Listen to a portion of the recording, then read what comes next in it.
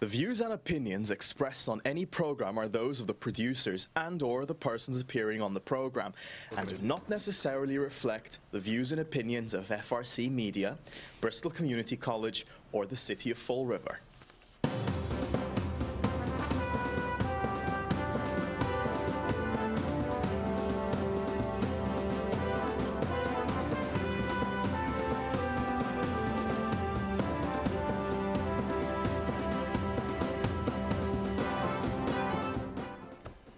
Well, hello. Welcome to Spindle City Straight Talk. I'm Chip. And I'm CJ. And it's Hump Day.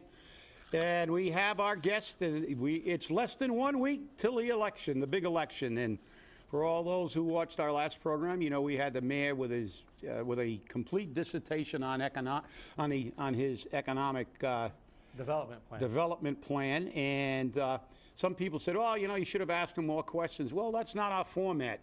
Read their platforms as I do, and you can get into more detail, but we wanted to let these candidates pick what they felt was important and have as much time to explain and not be constrained by a 1 minute or a 30-second debate. So now that we're staring this all-important election, which I feel is probably one of the most important elections we've had in the history of this community, we're staring it in the face with less than 1 week.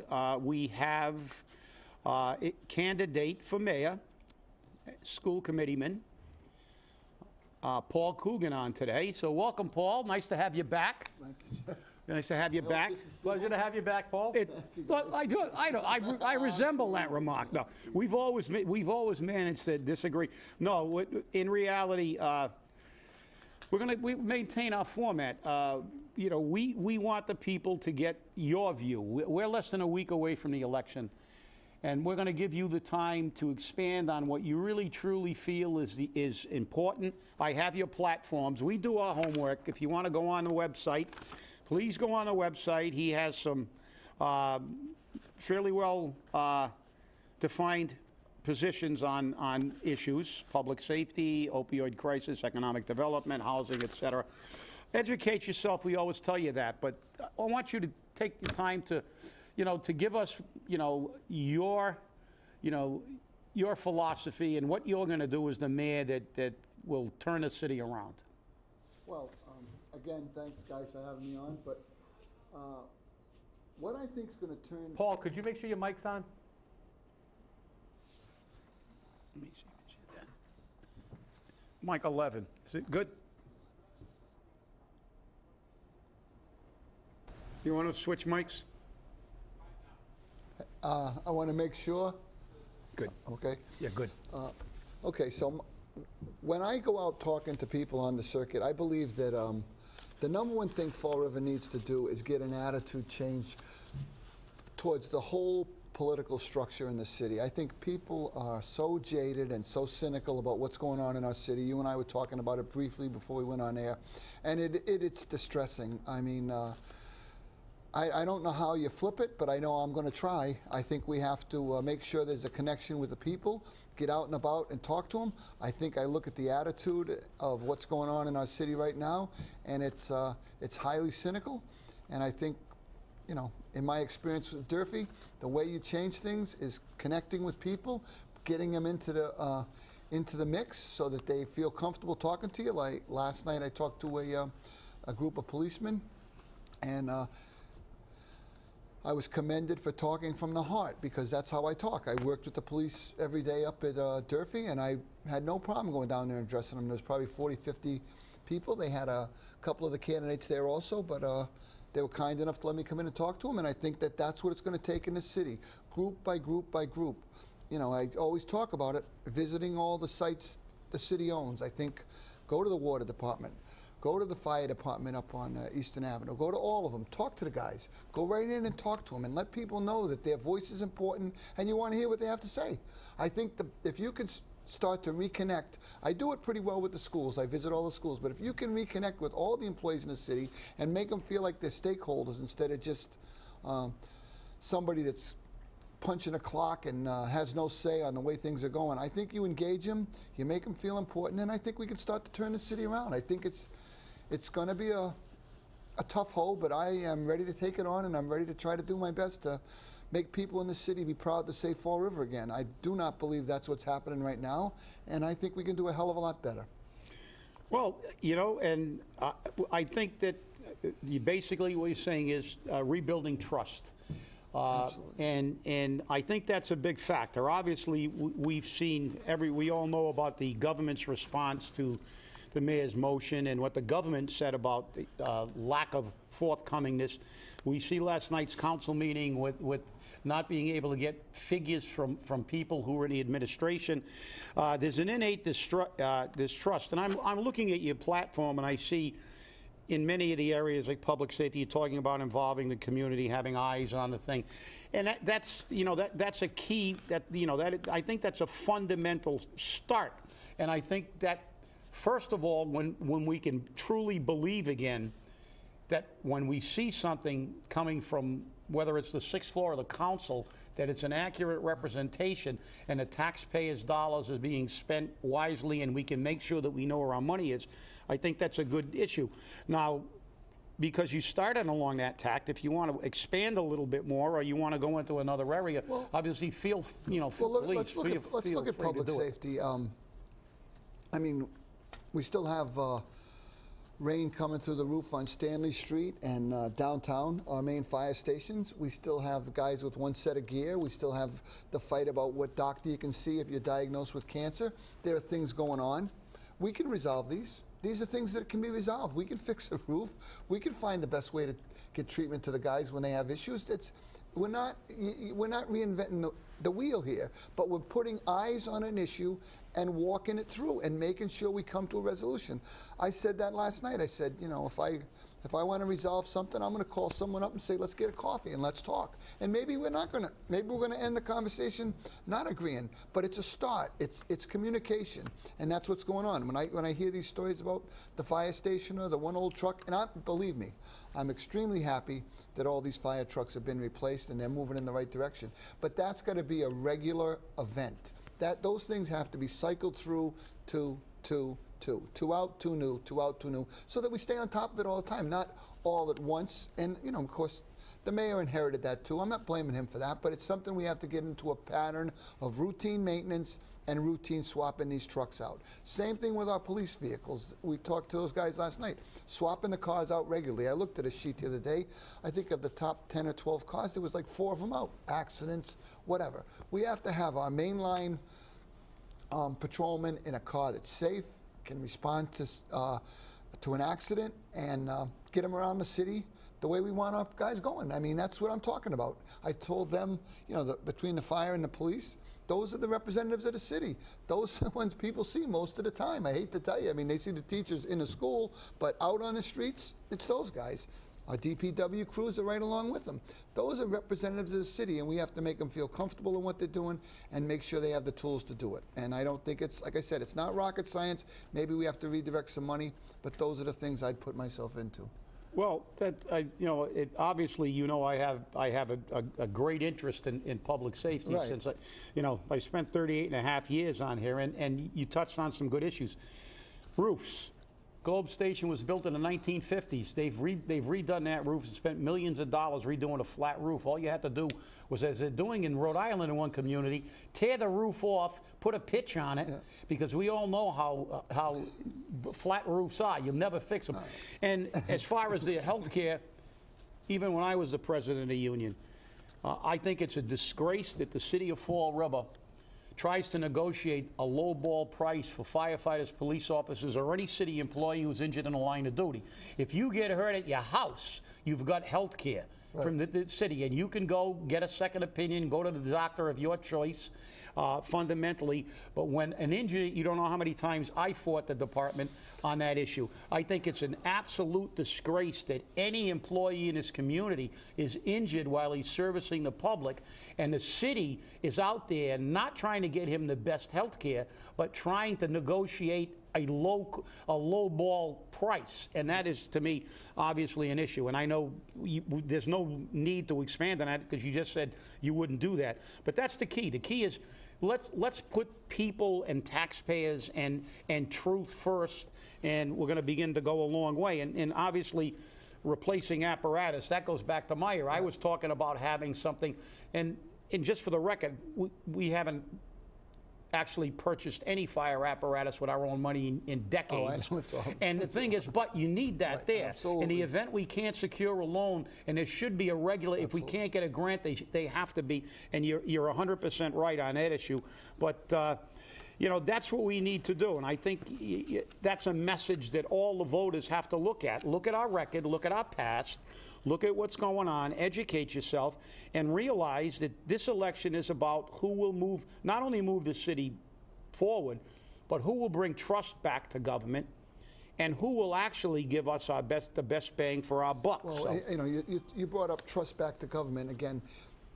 Let me explain to the voters. I think the other night at the debate, I was the one that brought up the money from the pot companies, and I was glad to see the Herald News did it today. I mean, I'm not, please, I'm not investigating things on my own. It was all widely known, and today there was obviously a story that broke about it, but that's what I mean by trust in government. If I was at one of the high rises talking to the citizens the other night, and I explained to them, I said, if that money comes from a company to me, it's going back in the city.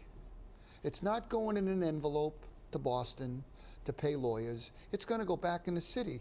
We have so many needs in this city to make the city a better place to live. We're talking about all of our little leagues, our soccer leagues, our activities, our theater stuff. There's places for that money that'll make the city a better place to live. I can tell you right now, you will never, ever, ever, ever see a defense fund for Paul Coogan, because the defense fund will be coming out of my bank account, and I will be leaving.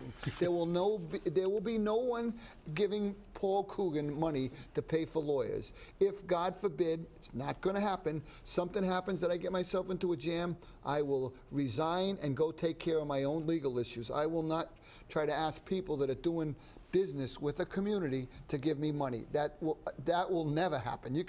You can take that one to the bank. First of all, I'm never going to get in that jam. Second of all, it will never go the way it's going with this. That's not the way to run a city. That doesn't instill trust in the people, and it does. And what's happened? The Jaysville people have a position, the other side have it, and we have what we have now, constant back and forth. And I'm friends with a lot of the Jaysville people. When I ran into some of them the other day at Scotty's, they uniformly said if we weren't supporting him, we'd be supporting you. So I'm hoping that we can bridge this gap. If I'm fortunate enough to win on the 12th, then I have no problem reaching out to them. But right now, it's just headbutting, and it's not accurate headbutting, but it's headbutting. yeah, and I think that's an accurate characterization of what's happening in the city, because there's headbutting, and there's a dialogue, Right. and sometimes, as you said, we have been on opposite sides of some issues, and we've been on the same side of issues sometime. But that's the key. The key is to be able to disagree without being disagreeable, and having the same fundamental goal of trying to move the city forward and having the best interest. And sometimes we may disagree on what's the best interest and what is in the best interest and what's the best way to accomplish that. But I think you're right. I think that, you know, we've seen far too much of this. And while we're on that, just, you know, could you, unless obviously we're giving you the steering of the ship today, but since we're doing that, I think that type of environment really, at least, and it's my opinion, obviously, you know, but I think that really really hurts our economic development and our ability to develop this community. And I'm looking at your positions on economic development, so if you'd like to say a few words on that, I think I'd Okay, so if you look at economic development, I said it again, I said it at the debate, this is not Fall River alone on an island. This is state, federal, legislative delegations all feeding into the city to help us. You look at what's going on right now. I don't see anything going on with economic development. I know the mayor had his show with you the other day and talked about all the great things. I know people that were on the interview committee for the economic development person they were trying to hire. I heard she was an excellent candidate. She wouldn't take the job. She's not walking into this. We have plans in place for our waterfront, for our downtown, for the Flint, for the South End. There are plans there. They have to be implemented. You have to have people, I mean, again, some of the people he puts on some of these boards, they're nice people, they're great people, and God bless them for serving, but are they on the right board? Are they on the right board? Do they have a business background? Have they ever owned an insurance agency? Have they ever talked to legislators? Do they know how to get things done? Those are the things you want. You want people that can move into positions to get things going. Economic development, for whatever reason, he had his battle with the former director of FROAD, and things blew up. Okay. If that's what his plan was, the same thing he did on some of these other things, it's not, okay, get out. It's build back, know what's going to slide in, and then get out. You don't just dump the thing and then say, we're going to do this and that, and this one's handling it, and that one's handling it. No, you build what you want to replace, then you slide the other one out. That did not happen. It happened after he got into this disagreement, and he sent them on their way, and look what's happened to economic development. I mean, there are obviously still things going on in the city that are good. Companies are coming, they're opening, but we don't see that wide-scale plan. I know there's great plans for the waterfront. I know there's great plans if we can get something going on the old Shell site. We have some prime property in Fall River that we have to get going, but you need people that know what they're doing, that have done economic development, that have taken care of businesses and can walk into it. And I've met with a couple of groups of them, and they're very supportive, and they want to get back into working with our city to make it a better place for everybody. You need hype. Obviously, I'll say what every politician said from here to California. You need high-paying jobs to stimulate the economy, to spend money, and that's what we have to go for. Well, you took away one of my questions because you talked about having something to replace what you get rid of, Right. because the mayor on our show basically, when I questioned him on that issue, he said that, well, we have interim people doing it. Well, you got a whole bunch of people wearing 72 hats. They're not really they're not focusing that. But, but to touch upon what you just said about we need high-paying jobs, we need jobs, period.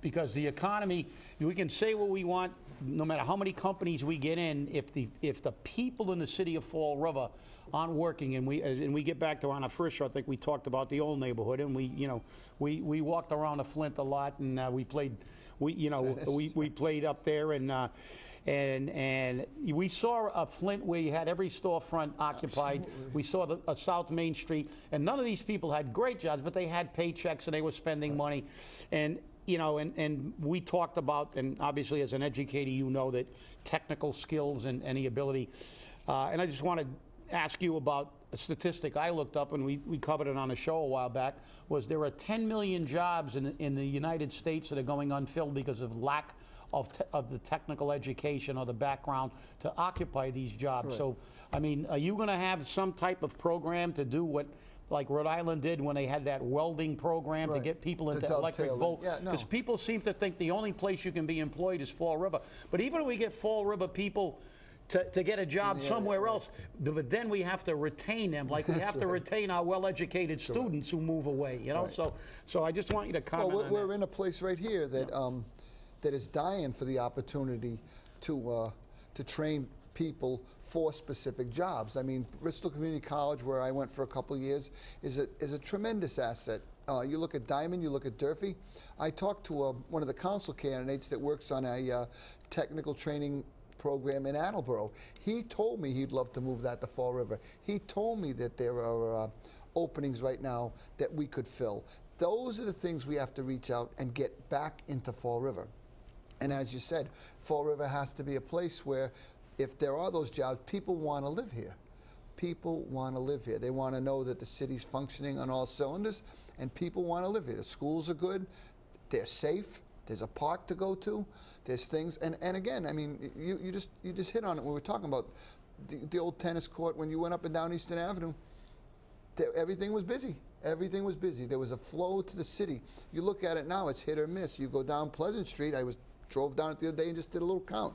Empty, empty, empty store. Empty, empty store. Store empty. And that was a vibrant area. That was like a second downtown.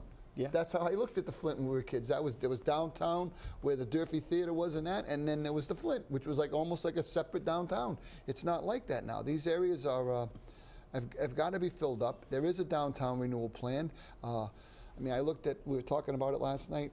Consistent storefronts, just a theme to come through. I think we can do something. And again, I'll put all my efforts into that right away, talking to the right people to make sure they have input into the economic development in our area. I think it's important as hell. Obviously, it is. It's crazy to not. Well, good, and this is good. We're covering, and now one of the other issues I hear a lot on the street, and you know, we talk to a lot of people, is the housing in Fall River. You know, people keep, and I think it's justifiable. We can't really quantify it to an exact degree. But when we see a lot of the problems we have in Fall River and we see some of the names attached, we find out that most of them are not originally from Fall River. Yeah. We see a housing authority that's advertising for people all over, as far away as Connecticut. We have signs, and obviously, maybe it's me, but maybe I'm too pragmatic, but I don't think the housing authorities in other communities give us their best and brightest when they get rid of people and ship them down to Fall River. So, and we know what's going on with Riverview Towers, which obviously they're talking about giving them the vouchers, but the vouchers don't cover the whole cost of that. And if they do cover it, it's going to be a temporary fix. So, I mean, what's your position on what we can do on this housing? I think. Well, you look at housing in. You look at housing in Fall River, and I think we're like close to 30% low and moderate income housing. The state recommends 10%. So we're 2 or 3 times the state average. So what's happening is you describe these people coming from other areas. They're coming, but they're not coming. They're not moving to Fall River to go to work. They're coming to Fall River because we're paying them to live here. We're paying them to live here. What kind of a city do you have when you have to pay people to live here? Supposing Chip and I produced a movie. We don't sell the movie, we pay people to go see it. What kind of movie is that? What's happening in Fall River is that these people are coming in, and I talked about it last night. I said, listen, if we have to lift people up with housing assistance, I'm all for that. But some of these people draw in other people that aren't on our housing rosters, that come and live here for free, and I want them out. Go back where you came from, do whatever you want. I don't need people in here dealing drugs, criminals, looking for a freebie. Go somewhere else. We got to find out who's in our housing units, and they have to move down the road. We don't want them in Fall River. They have no right to stay, you know, I mean, overnight. I'm not talking about that. I'm talking about long-term interlopers that move in with someone that live there gratis. That's not the way to do things. I heard something last night at one of the high-rises. I had talked about this a few times, and I guess it's being done. I don't know if I had one thing to do with it or nothing. But they're going to now start to take the housing authority board meetings out into the units. Go have a meeting at Pleasant View. Have a meeting at Sunset Hill in the community room, and have an open mic, community input. Let them get up and talk, just like we do at a school committee meeting. We move our meetings around the city. They can do that. Citizens input. Come on down, tell us what's going on at Sunset Hill. If the board meeting's there on site, they have to at least be in the project, seeing what's going on. That's what I'm looking for, and they're going to do it. Hats off to them. But I think that that's how you build the strength. If someone says, we got people in a unit over there, we don't know who they are, let's find out. I'm sure they're on top of it. Inspectional services. I heard a horror story about an apartment, I think it was up on John Street or somewhere in Corky Road. There was a basement apartment, one door in, small basement windows, an illegal apartment. The landlord was getting $600-800 a month, 1 bedroom, illegal apartment, one way in and out. So the firemen go in, the wall collapses behind them, they're looking for the second way out.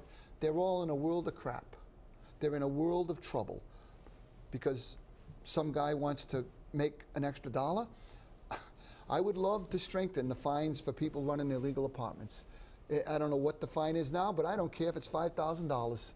You want to run an illegal apartment, make money in Fall River, putting people at risk, you're going to, if we find out, I don't care if part of the $5,000 goes to the person that reports the illegal apartment. They better be all to standard. I think we got to strengthen inspectional services. That money now goes back into the general fund. I think we made like $280,000 or something like that last year. I'd like to keep that money in inspectional services. These apartments got to be safe, to code, smoke detectors, everything, 2 means of exit out of them. You want to run an illegal apartment, and I'm the mayor, and we find out, then we're going to have a serious disagreement. Because for money, you're trading people's safety, and I don't cotton to that at all. If you want to do what you're supposed to do, make your property safe, neat, I'm supporting you till the end of time. You want to do stuff like that, you take your operation somewhere else. No, you're 100% right. I mean, obviously, jeopardizing not only public safety, people who respond, but the citizens who are living in these places. Absolutely. And I think it's a bigger problem because I wanted to get this in, and about perspective, about a perspective of community. What we see is not only a lack of trust in government, but we see a lot of these people who are in politics trying to fundamentally put up this facade like, well, I don't think Fall River is that dangerous. Well, you don't live in a high-rise and you're not 80 years old. You know, and I think we're doing much better economically, yet I look at the statistics and I know that, you know, I'm looking at them and I'm looking at federal government. You can go to 3 different, but whether we're the lowest, we are one of the lowest in per capita income overall. We do have, if not the highest, one of the highest number of people living in below the poverty level. We have 23% by the last federal statistic I looked at, to almost a quarter of the population in this community. So obviously people like that have to look for apartments like this, number one. And secondly, how can our economy be stimulated if we try to ignore this like we ignored, when you remember, I don't have to tell you, you were at Durfee, how long did they deny we had gang activity in the city of Fall River? And we can't run a city if we have blinders on to what the community actually is. To what the community is, excuse me, if you look at that new funding formula for education, which is going to be a tremendous boost for us. Last night in my conversations with the police in relation to public safety, why isn't that formula applied to public safety?